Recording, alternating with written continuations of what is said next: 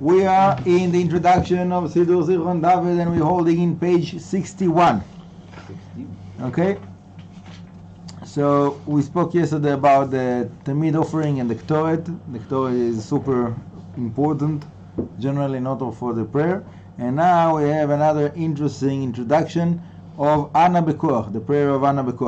So before we're starting, so I don't know if you know that, but there is many people in the world that they're looking for all kinds of like Kabbalistic meditations, and they don't really know like where to start from. So instead of taking this Siddur or something similar to that, they are like just Google it, and then they get to all kinds of sometimes far out results. And I know it because I needed to know like what's going on in the world before I started all of this project. So some of those people they are like looking in this prayer of Ana Be, and they connect with it all kinds of interesting ideas that sometimes are positive, usually, but it's not really the meditation of Ana Be. So now we're gonna read about something a little bit more authentic. That's it's according to the Arizal and the Rashash, and that's a summary. Obviously, it's not all the meditations there, but summary of the meditation of Ana Be according to what it's brought down in Siddur Rashash. Okay. With introduction to Ana Be. With the tefillah of Ana Be, we are beginning to ascend into the holy palace to explore the various different chambers of the higher worlds. Okay, so that's the key word here. The prayer of Ana Be is a prayer that we use to ascend. Okay, it's a prayer that is used for elevation. So what we spoke about yesterday, that we started to, within this process of elevating the worlds, right? Specifically with the Tamid offering, and then in the Ktoret, we brought the sparks from the negative side to the space that was created, as I called it, the safe zone of the Kedusha. And now, after it got the captives, that is those holy sparks, got into their safe zone, now we need to bring them up and connect them to further on levels of Kedusha, right? So that's what we're doing here in this Ana Be, okay? Yeah. The entire Ana Be prayer was composed by Rabbi Nehonia ben Hakane. Nehonia ben Hakane. Okay. Using the 42-letter name as an acronym for its words. This name gives us the ability to elevate into higher worlds and chambers within the spiritual realms. Okay. So let's start with the understanding that there is the name of the 42 letters, and there is the prayer of Ana Be that was composed by Rabbi Nehonia ben Hakane on base on this name of those 42 letters. Okay, the name of the 42 letters, which is the abbreviations of all of those words of the prayer, was there much before Rabbi Nehonia ben Hakane. That's something that is like part of the master plan, part of the system that Hashem created, right? All the holy names. There's a I don't know if you heard about it, but there's one book, very ancient book of Kabbalah. It's called Brit Menucha. So in this book, Brit Menucha, you have it in introduction. Thank you very much. You have it in the introduction. I don't know, like how to, like it's a description or a story of the way that was the holy names were given from Adam Arishon all the way down to Moshe Rabbeinu and all of the rest of Am Yisrael. And yeah, so basically there is a tradition that we can't really like say a place where it's starting from. But we know that it was there all along. As far as we know, as far as we're concerned, all of those holy names, it was there all along. It's not something that one of the Mekubalim, the Arizal or the Rashash or Rabbi Shimon Bar Yochai, they invented those names. All of those names, if it's true name, if it's something that is real, it's part of the system. Hashem created all of the system of all of the worlds, and those names are the codes. This is the code, right? So when we are praying this prayer that was composed by Rabbi Nehonia ben Hakane, the main point, without getting to all of the technical ways of how does it work, which is much more advanced, but just simple, we're meditating on those abbreviations. The first letters, as you see in page 62, that we made the abbreviation of the prayer not only in the left side and the brackets, as it is usually done in most of the Siddurim, we also bothered to make it bigger, that while you're saying the prayer, you can focus and meditate on those first letters to make it helpful. Okay? And again, the principle is elevation. Okay? So we're saying this prayer, we meditating on the abbreviation, and we know that with this prayer, with these letters, 42 letters name, it has the quality, it has the power to give us the elevation. Okay? Specifically with what we did before with the Ktoret, that we elevated it to the Kedusha. So now we want to continue that elevation, and that's what we do with the Ana Be. Yes. As you are reading the words, focus on the first letter of each word, Roshei Tevot. Each first letter is used to create the holy 42-letter name of Hashem. Say this prayer in 2-word sets to correlate to the vision of Ezekiel, who saw angels with 2 wings to cover their feet, to cover their face, and to fly, and to fly. So now we're getting like a little bit deeper, okay, without diving too deep, but a little bit deeper. That every pasuk here, I'm calling it pasuk. It's not really a pasuk, but every line of the prayer have 6 letters, right? And within those 6 letters, we divide them to 2, 2, 2, right? Why 2, 2, 2? So that correspond to, like we said here, the vision of Yechezkel Ana Be, that it says, like the words, every.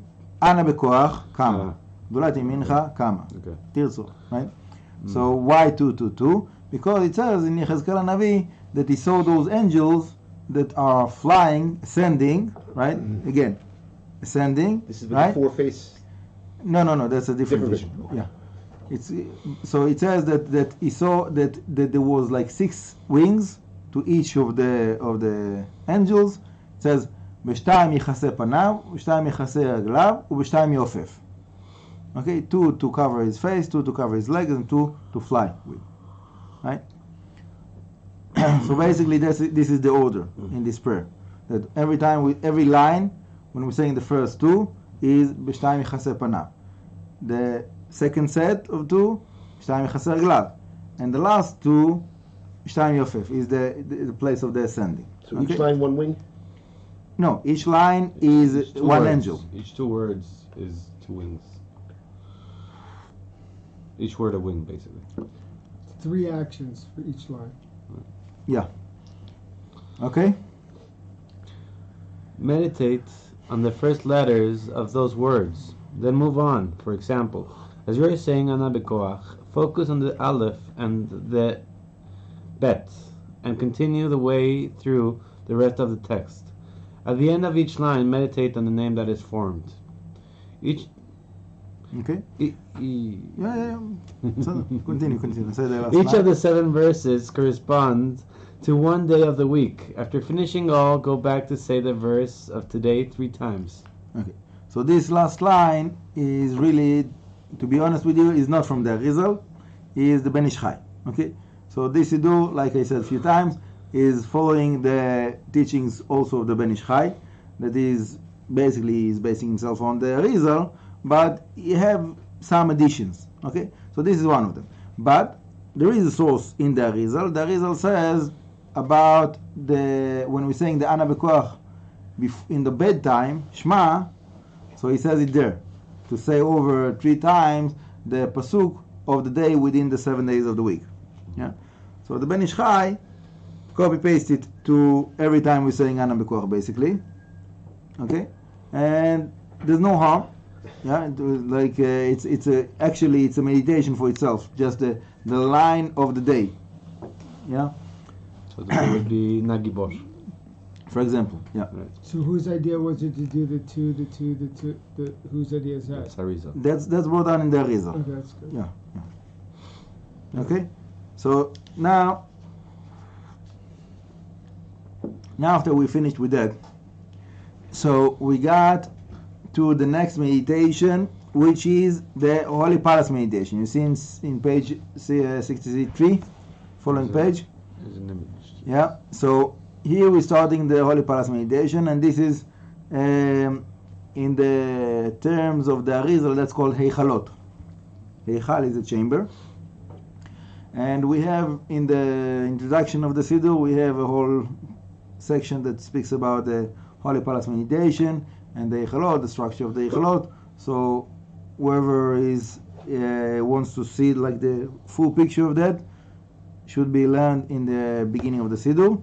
We did it together. The videos are available, whoever is interested. Bottom line, that we're starting here a process that is going on until we're getting to the Amidah. Okay? We're going from one chamber to another. So here we are in the Korbanot. The Korbanot is the world of Asiyah. Right? And after we're done with that, we're getting to Baruch She'amar. So after Baruch She'amar, we will have the chambers of the Yetzirah, which is the next world up. And then the Bria. And then we're getting to the Atzilut. The Atzilut, there's no chambers there because the Atzilut is unity, right? That's the whole special quality of the Atzilut, that it's all one quality, that is unity. Yeah. In Shabbos, so we don't split it to 2 chambers. What? in Shabbos, the Korbanot you do them from the point of unity. Then, that's what I'm seeing in the Holy. Okay, that's a question.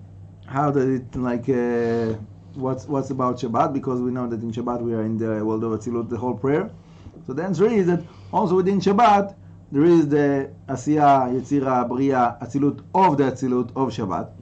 So therefore, in the Asiyah, Yetzirah, and Bria, which is again the Korbanot Zmirot Yotzer, so that will be the lower worlds of the world of Atzilut of Shabbat. So we do those meditations also there. Anyhow, so we see here, first of all, the second line after Holy Palace meditation, world of Asiyah, and you have the Yud Kei Vav Kei, that the last Hey is bigger, right? Why the last Hey is bigger? Corresponds to because this is the world of Asiyah, right? So to give represent and manifest in visual meditation the world of Asiyah, the simple way to do that, and here in this Siddur we took the simple way because it's supposed to be for beginners. So just the last Hey of the Yud Kei Vav Kei, that will be sufficient. Okay, good. So we have the world of Asiyah. Now within the world of Asiyah, like we said, that there is all of the chambers, right? Basically it's 6 chambers, and then the 7th up above is called Kodesh Kodashim. Every time we have 6 chambers below and the Kodesh Kodashim above. Okay, so we're starting with the first one.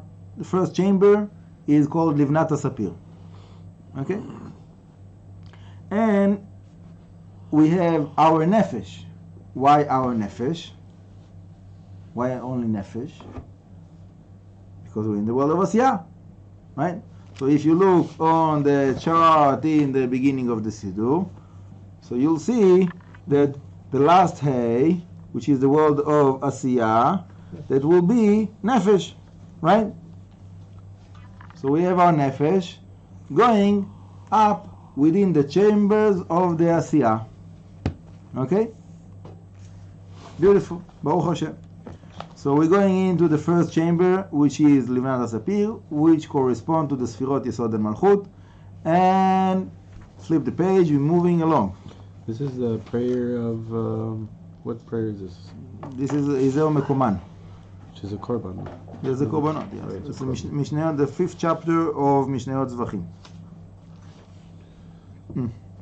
If you already mentioned it, I will say a word about it. Except of the like Kabbalistic meaning of all what we do, there is an opinion, like a strong opinion, not a side opinion, main opinion, that here this part of the Siddur, you should understand. You have to understand what you read. When you're reading those korbanot, Ezer Mekoman, we're supposed to know what it is that we are reading. Okay, so it's worth it because we're already saying it, right? Anyhow, so to spend some time along the day to learn the 5th chapter of Masechet Zvachim, the Mishnah there, which is exactly the same text here. And then when you read it, so you know what you're reading. Yeah, so it's not only the Kabbalistic meditation, it's also basically what's happening in the Beit HaMikdash. What is the different kinds of the korbanot and what's the differences between them? Yeah, so it's good to know it. Generally, it's good to know it because, according to some opinions, you are not Yotzei Yedei Chova if you don't know it, and also when someone is in a situation that he doesn't have like learning along the day, so he did learn a chapter of Mishnayot right there in the morning, right? Obviously, somebody that he doesn't know what he's reading and he needs to learn it while he's reading it in the Beit Knesset, right? So he will lose the minyan. You know, it will take probably at least like 2 hours just to learn this chapter if you don't know what you're reading. So sometime in the afternoon, whatever, have time to go over those Mishnayot with commentary that you can relate to, and then afterwards, when you go over it every morning, you'll have much more fun. Okay. So we now after we have more fun, so we're moving along from the Livnat HaSapir to the next chamber up. So the next chamber after Livnat HaSapir is called Etzem HaShamayim. Okay. So the Etzem HaShamayim is the chamber of the Sfira Hod, right? So basically we're going from bottom up, right? So we're starting in the Yesod HaMalchut, that's the bottom level. Then we're going up to the Hod, right? Then afterwards, from Etzem HaShamayim, we're going up to Noga. Noga is Netzach, right? And then in page 65, we're going from Noga, which is Netzach, to Ratzon, which is Tiferet. And then from Tiferet to Gvura, right? Zchut. Gvura is Zchut. And then the last page for that will be 66, which is Zchut to Chesed, to Ahava, which is Gvura to Chesed. So that's the completion of the 6 lower chambers. And then the last one, from Ahava, which is Chesed, up to Kodesh Kodashim, which is the upper Sfirot, Keter Chorma Bin Hadat. Okay? That's it. That's the whole thing. That's the Holy Palace meditation for the world of Asiyah. Right? So all of that was the world of Asiyah, and it was Nefesh. Right? And again, with our Nefesh, we bring up all of those sparks that we did in the Ktoret. Right? B'ezrat Hashem. Whatever we have the capacity to bring up. Right? The big tzaddikim, they can carry a lot with them. They have like wide shoulders. The small people like us, so we take, small package, small backpack. That's what we can carry. Okay. We got something. B'ezrat Hashem, yeah. We're getting more in shape, so then we can carry more. We have to train ourselves. B'ezrat Hashem, slowly. Okay.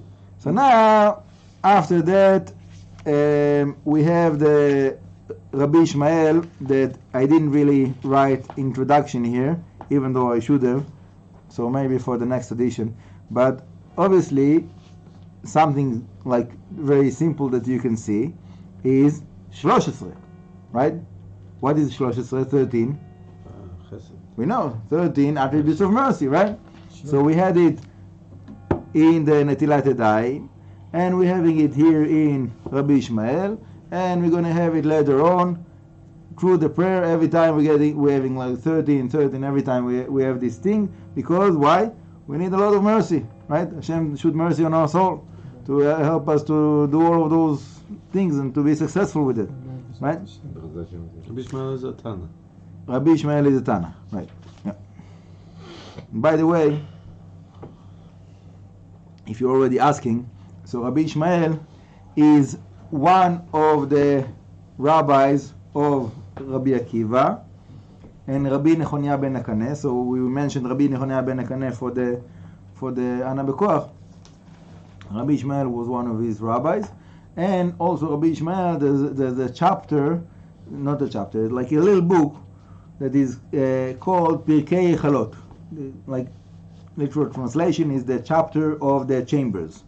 So this Pirkei Avot book is one of the ancient books of the Kabbalah, and there it describes the like very, very fascinating spiritual journey of Rabbi Ishmael, that he went to the heavenly chambers and he was speaking with one of the angels, Matat, and he got all kinds of interesting information from him, all kinds of like systems of angels that are like one is affecting another and one is asking permission from another, and like, so when you read it, it's like it's very, very like abstract, like you don't know like where that is going, what to do with it, why Hashem decided to reveal it to us, but it's something interesting, and it's all came to us by Rabbi Ishmael Kohen Gadol.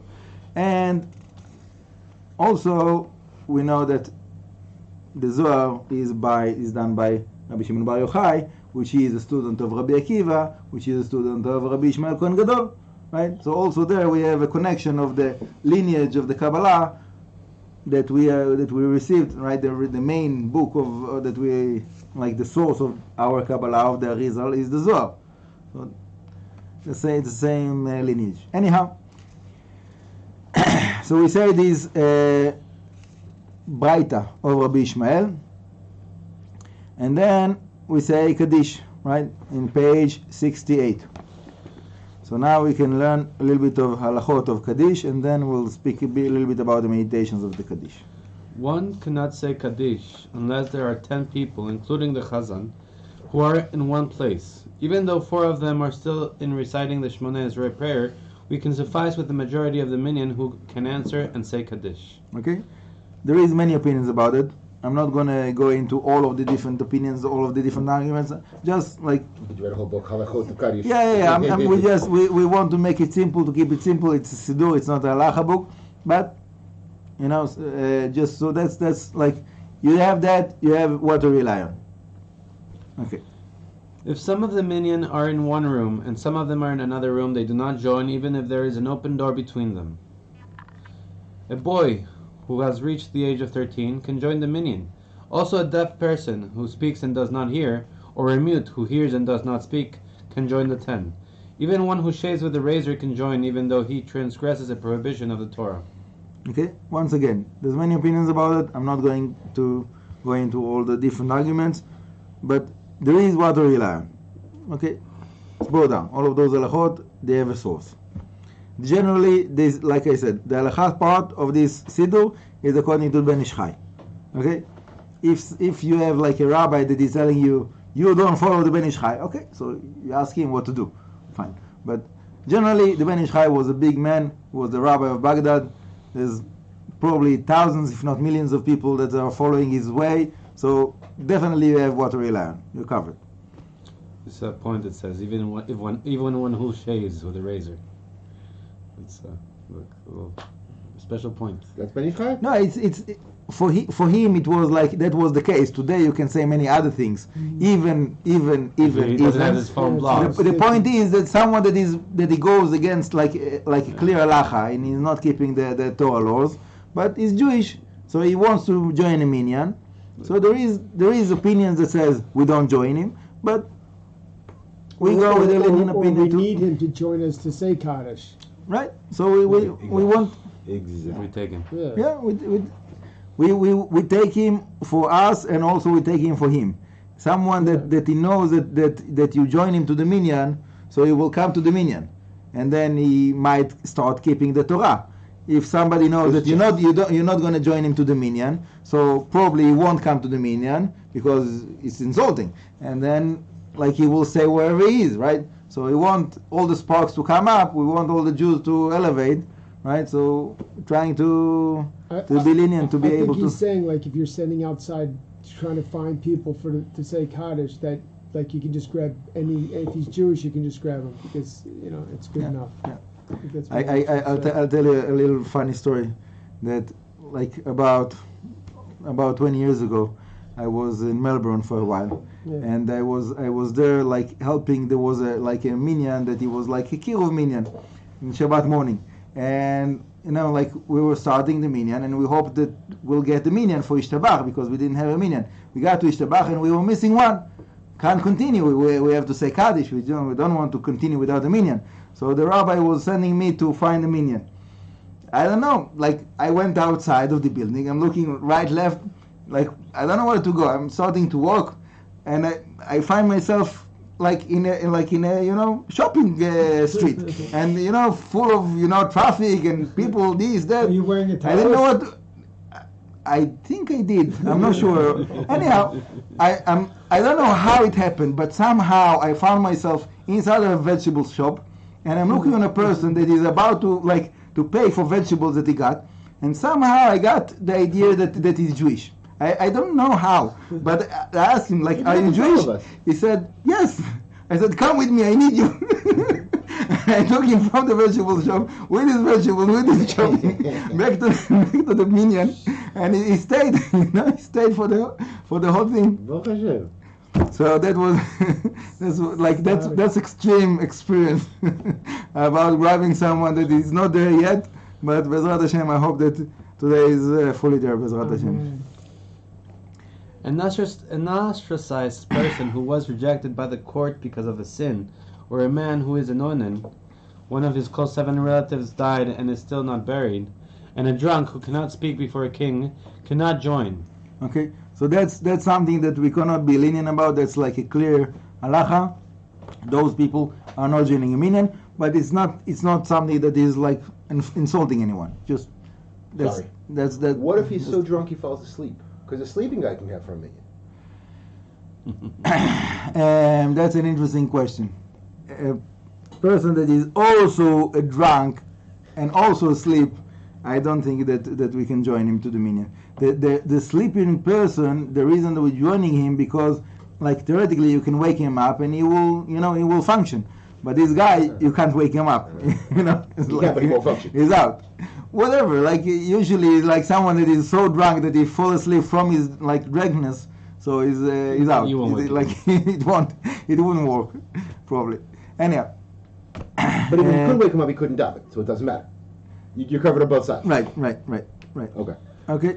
It is not permissible to add to the minyan a person who publicly desecrates Shabbos. Right. So that's questionable. You just gave us a. So there is difference of what does it mean publicly disgrace Shabbos. Okay. Yeah. So what I'm saying now is like the extreme leniency. What it says here, like someone that is disgrace Shabbos like publicly, that's a clear halacha. You can't go out of it. But there is levels. What does it mean to disgrace Shabbos publicly? So the stringent opinion will say somebody that is breaking Shabbat, but only when he's by himself, when no one sees him. So then it means that he's not breaking Shabbos publicly. So then you can count him to a minyan. But if he's doing it some publicly, like even with his family, like there's people around, so then it's a problem. Okay. Then you don't join into minyan. That's a stringent opinion. The lenient opinion says that even though he's breaking Shabbos publicly, but there is at least one person in the world. For example, I'm saying the example that I heard from Rav Shlomo Sha'anan Zatzal. So he said, let's say that this person he admires Rav Ovadia Zatzal, for example. So then, if, for example, he would see someone like that, like the chief rabbi that he adores, yeah. So then he will hide his cigarette behind his back. Sure. So Rav Shlomo Sha'anan told me that's enough to say that this person is not disgracing Shabbos publicly. We're talking about somebody who's like an abikor, like Daf goes out of his way to show that he breaks Shabbos. That's the person that can't join the minyan. More Right, like that. right, I right. think It doesn't care. The average spend all night just on Piloni that has no What? idea.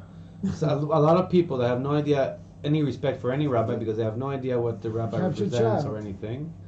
Then you can still join him. You're a captured child. Okay, so that's yes, there is opinion like that. That's the opinion of the Chazon Ish, that every like Tinok Shenishba, so he doesn't know what is Shabbos. So then, even though he does break Shabbos publicly, but he's not doing it to like against anything. He just doesn't know. Yeah. So he doesn't know. So he doesn't know. But okay, so then we're going into like all kinds of nuances and corners that I didn't plan to go into. So let's continue. Those who are forbidden to complete the minyan cannot recite the Kaddish or exempt the public from halachic obligation. However, in a case of possible enmity, hatred, or disagreement, one should not prevent them from saying Kaddish. So a guy drives in on Shabbos. It's my father's yortzeit. You're not going to say no. You get down. Just let him say it.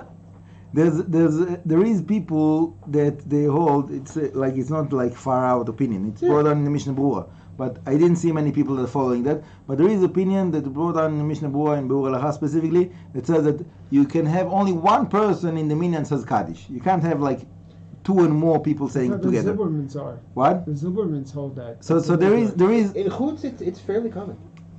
yeah. In the Yeah. States, that's pretty much the minhag. Everybody says Well, one person. No, You can have only one person. And they even fight about it. No, but it's my father's yortzeit. No, but my father. Right. So there is so if that's the case, if that's the case, and then the person who wants to say the Kaddish is also like, so then it becomes to be like a little bit like extreme. But if you can't go out of it, so it's better to let it go. But Try that down at the hotel. Yeah, maybe that's one of the reasons that they sought to be lenient and to have like few people saying it together. So then you can have like the people that are mix it little Because in Israel, I've seen point. everybody says it. In Israel, I've point. seen everybody who wants to says it. usually what I know around here, most of the minyanim you have like 3, 4, Well, 5, that's the 10 same. people. That's the same. Sometimes you have like the majority of the minyan says Kaddish together. It's like I've been there, I've it's seen that also. so. In town. Do you need one person that says amen? It seems that you need to have one person that will say amen. Yeah, at least at least that. But in the Anyway. States, it's pretty common Yeah, for one yeah. person. And the Kitzer has like a whole chapter on the priority of. Right. says, yeah. Right. So that's what I'm saying. There is definitely there is sources for that in the halacha, but I didn't see many places that applied it. So you say in Chutz La'aretz it's more common. Okay, fine. And Chabad in Hutzarts, they don't hold to that. Right. I think majority of Am Yisrael don't hold to that. Any Sephardic shul wouldn't hold to that also. Right. Okay. The Gra would, I think. Yeah, it's more like Ashkenaz minhag, but here it's Ashkenaz and they don't hold to that. Anyhow. The Zilbermans do though. Yeah. A woman cannot recite Kaddish at all, even if she has no sons and her husband has passed away. Rather, she should hire another person who fears Hashem to say Kaddish for the entire year. Right. Yeah. So I was in a situation like that my aunt, that her father passed away, so she gave me some money, like tzedakah money, and I was saying like the whole year, like 3 times a day Kaddish for her father. That's like normal. It's many people do that. Why did she have to give you money though? That's the custom to give like schut for that she does something, so she can't say the Kaddish, so she's giving money for someone that will say the Kaddish. I would say like if she would ask me, I would do it like gladly without it, but that's this custom to have also the extra schut of the tzedakah. Preferably it should be like the relatives of the person that says the Kaddish for him. So if you don't have that, so at least to add, except of the Kaddish itself, to also the charity money, so it gives more schut for the person. One must be careful not to unnecessarily increase the number of times the Kaddish is said. However, you study the written Torah and say the Kaddish, Yesh Lama, and then learn the oral Torah, Gemara Lachot, and say Kaddish, Al Israel, or vice versa, it is permitted. Okay, so there is all kinds of different customs about which Kaddish to say what, where, and about like different things that you read. But to make it simple, after learning Torah, we say Al Yisrael Vel Rabbanan. Yeah, that's the usual way. With the kavanot, so there is like all kinds of different kavanot for the different kaddishim. Depends what you had before, but we're not there yet. Yeah. The one saying Kaddish should be careful to bend his head and his body slightly whenever the congregation says Amen. It is customary to bow as well when saying Yitgadal. Okay, so you see that more like in Sephardic minyanim, and like I said, this is Ben Ish Chai, Sephardic, so we have it here. Me personally, I don't have this custom. Rav Avichai, that I learned by him, even though he's Sephardic and he's doing like Sephardic minhagim, but like he said, I don't have like a source that for that, so he doesn't do that. Okay, but you'll see that many places, and whoever does it, that's his masoret. So okay, fine. The minion should not answer an amen chatufa. An example: to answer amen before the chazan finishes the words ve'imru amen, and not a cut-off amen or an orphaned amen, meaning that the person does not know what he is answering. Okay, so all of that is like phrases from the Gemara. So basically, we have to hear the person that says the Kaddish or the Bracha that we're answering Amen for, and to wait that he finishes the word, and then right away to say Amen, complete word. If it is not done in this way, so it will be one of those possibilities. If you're cutting him short and you're saying like in the end of his words before he finished his word, or you waited too long before you answered, or you just said and you didn't say amen with the nun in the end, all of those different possibilities, then this is the result. And in the Gemara there's basically answering amen with a chazan. It's not good. Like he says beimru and you say amen with him. It's not. No, that's actually Rav Goldstein says that this is the lechatchila way to do that. So like if you'll hear Rav Feisher, that is like very very like strong in the way of Rav Goldstein. So that's the way he's saying the Kaddish. He's saying ve'imru, and he's waiting for everybody to answer amen together, and then he's saying with them. That's valid. The problem is that like if you have like person that is saying amen on the ve'imru, one word on top of the word, or waiting too long, so then you have the proof. Anyhow. In addition, he should say the word amen clearly and properly, not oman, which does not have the same meaning as amen. Okay, so that's like depends like which pronunciation you're holding by. Like the Hasidish, the Litvish are like more to the side of omen than amen, because there's a comment under the aleph there. Okay. But once again, this is like according to the words of the Ben Ish Chai. Those listening to the Kaddish do not have to stand when answering Amen, Yesh, Rabba. If, however, he did not yet sit before the start of the Kaddish, or he stood up in the middle, he should not sit until he finished answering Yesh, Rabba. Right. So about sitting up or sitting down, also there's all kinds of different customs. Ashkenazim are always standing up, and the Sephardim, like it says here, depends like what was before or what's coming after, and according to that it will be like standing up or sitting down. The Arizal have like a little bit of a different. It's not usually the Sephardic customs are following the Arizal, but in that point, so there is some exceptions that it's not. So I will just say that according to the Arizal, you stand up in the Kaddishim before, when there is before or after the Amidah. Yeah, that's the Kaddishim that we should stand, and also before and after the Sefer Torah. And besides that, according to the Arizal, you can sit down when the Kaddish is said. Okay. One should pause a bit between Amen and Yesh Rabba, We must be careful to answer with all our might, which means here with all our intention, and raise our voices slightly, but not raise our voices any louder than the voice of the chazan. Okay, so that's also like again words of the Ben Ish Chai. There is people that they are not following that and they are answering like Amen as strong as they can. Doesn't matter what is the volume of the chazan. And there is a custom like that. You can't say that it's not a custom. We saw you yesterday's with Daf Yomi, that you never speak above the volume of the chazan. Yeah. Okay. That's the source of this halakha. You're right. But it's a question like what the Gemara exactly is speaking about. Is it speaking about the Amidah, the reputation? The simple understanding of the Gemara, or it's speaking about the reputation of the Amidah, not about anything. But the exception is if you need other people further away to hear, you're allowed to be louder for them to hear you, so that they'll answer also.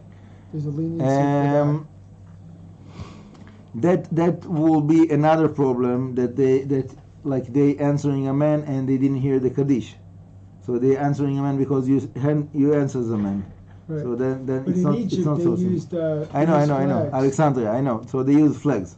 So okay, there's many discussions about it. I'm not going into that. In the praise of Yeshemai, etc., there are 28 words.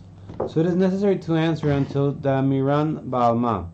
It is good to count these 28 words on the 28 joints of the fingers of the right hand and left hand.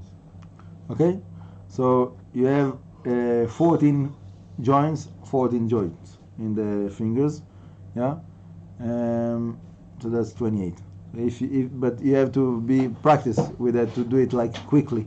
Usually the Kaddish is quite quick, so if it takes you too long, it will be a challenge. Anyhow, we'll hold it here. And Bezrat Hashem to be continued tomorrow with the meditations of the Kaddish. Baruch Adonai Leolam. Amen v'amen. Amen.